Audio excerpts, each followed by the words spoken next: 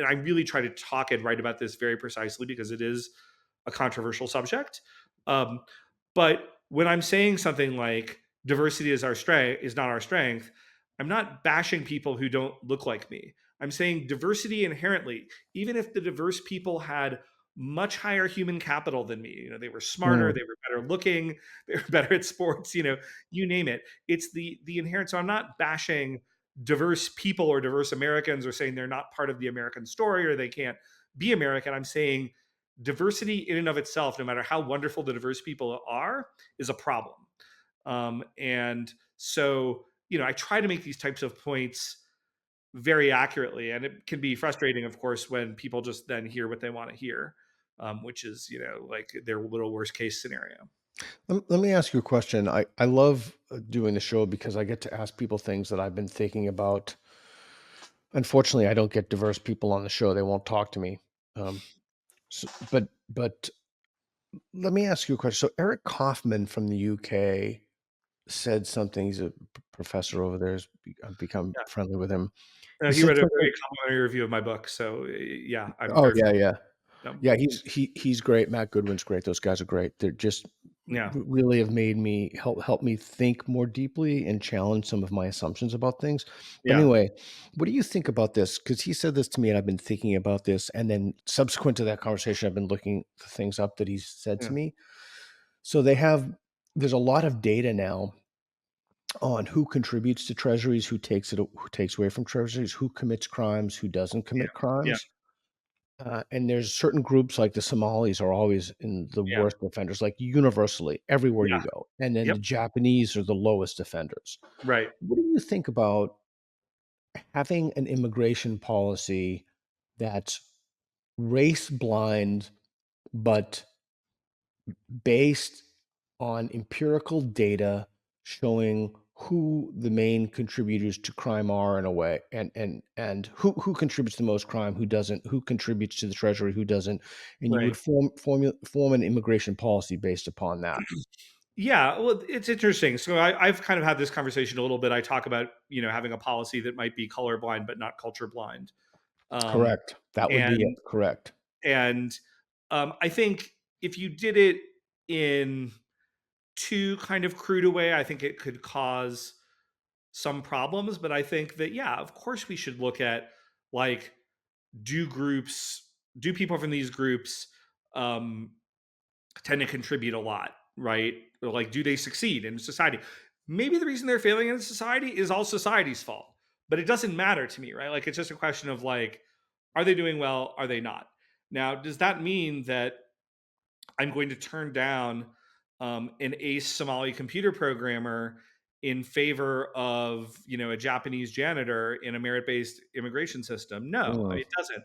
But it does suggest that those could be factors along the edges, and I am comfortable with that. And in fact, I've specifically gone after the Somalis are really the one group immigration to Minneapolis and the Midwest in particular, because I think it was just an example of Mm. a group that clearly, from moment one, they struggled. It was obvious they were going to struggle.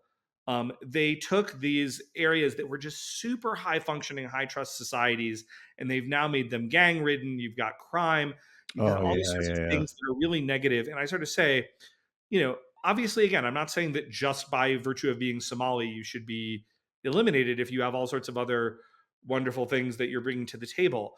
But I say, we can't say that mass Somali immigration to Minneapolis was maybe not a good thing. Like, then you're not really for ever restricting any immigration at all. So I think it's like a really good litmus test. And it's one of the reasons why, again, I think Tim Walz really fails this very, very badly. And I think it's really instructive, again, that he was picked and the fact that he doesn't get a lot of questions about that. So I think it's relevant. And guys like Eric are interesting because Eric is a small L liberal. I'm not. He goes about these problems in a slightly different way because of that. And I think it can be useful to have dialogues between small L liberals and conservatives with our different priorities in terms of how we harmonize that. Hmm. Okay, we got a couple of super chats. Read, do you mind throwing those up? We have to start demanding receipts when anti-racists say there is systemic racism.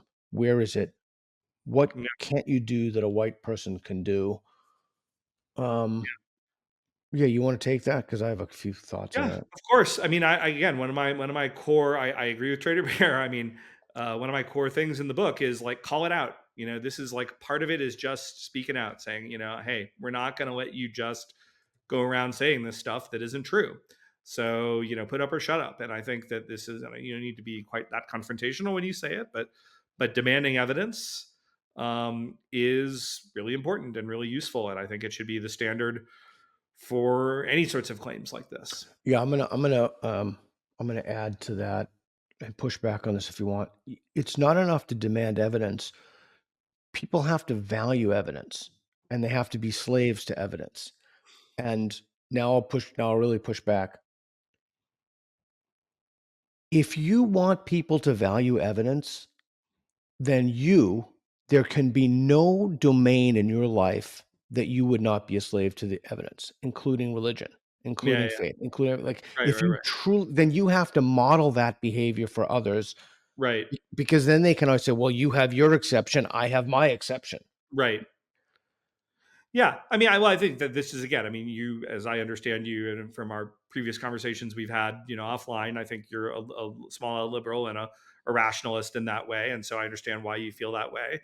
My view is that religion can exist, and in fact is healthy for most people in society, right? Like you and I are the prototypical weird people, right? And the what Western educated, et cetera. I don't mean Right, right, right. you might be Weird. weird in other ways too, Yeah, yeah, right? yeah.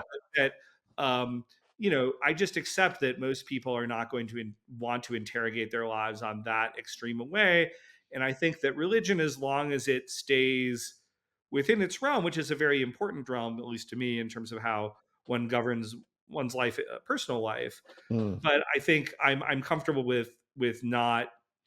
I don't need to overthrow every belief system in society as long as it's just presented as this is belief. Now, when it begins to move into an explicitly political realm, then I think it's okay for you to ask me about evidence, right? Yeah, yeah, I see this a lot with the trans movement, Yeah, and Schellenberger has talked about this. A lot of people have talked about this, and I find myself, I find it to be deeply disturbing.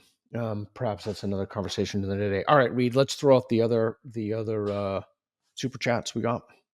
Mushy season. We love mushy season. The forum is alive with debate. Thanks, everyone. All right. Thanks, Mushy. And then we got one more super chat. Okay.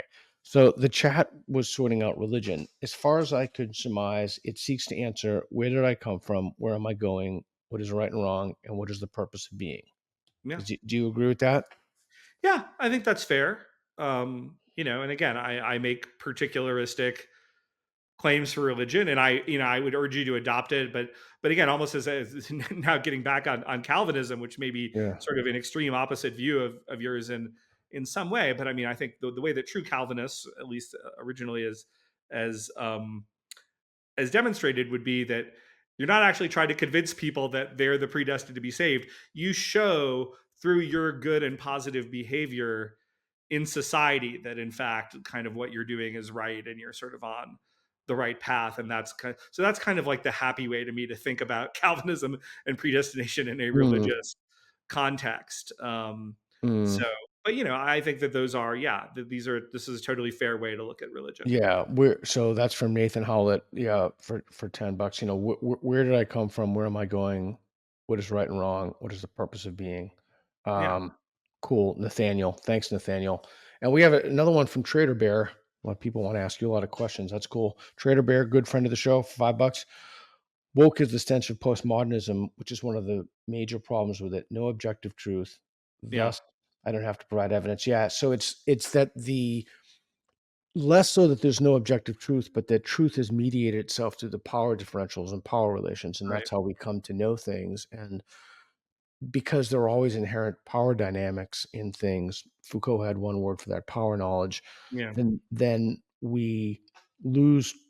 It just mediates all of our perceptions, Right. particularly in the social. I watched a I never watch things outside of science fiction, but I watched years ago Downton Abbey. I don't know if you Sure. Yeah, I'm familiar kind with of, it. yeah, yeah. It was interesting. They showed the lives of the I don't know what they call the servants. I don't even know what they call them Yeah, in servants, sure. Britain.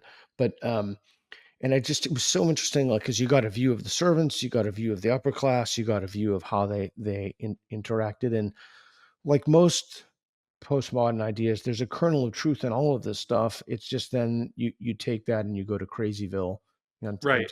just thinking of a lot of No, stuff. that's right. I mean, even for me, I mean, I believe in capital T truth as a result of my religious belief, but at the same time, I'm definitely not a postmodernist or a fan of Foucault or anything like that. But I would of course acknowledge that the way that what is supposedly truth is presented to us is absolutely mediated by societal structures, by power structures. So I wouldn't deny that. But the problem is, of course, that the postmodernists take that small grain of truth and they just run with it in all Yeah, sorts yeah. of places where it shouldn't go. Yeah, Right? and then they claim that it's not objectively true. By the way, you Correct. mentioned weird. Talking to Joe Heinrich on Thursday, I think he coined He coined that term. Yeah. the term weird, and I've been seeing that term a lot. What do you think a lot of what do you think is a current misunderstanding that people have about the positions you hold? And I don't mean to be hyper local in that. Yeah. I mean like more globally. Like what do people in the US misunderstand about some of your ideas? Well, I think they feel like if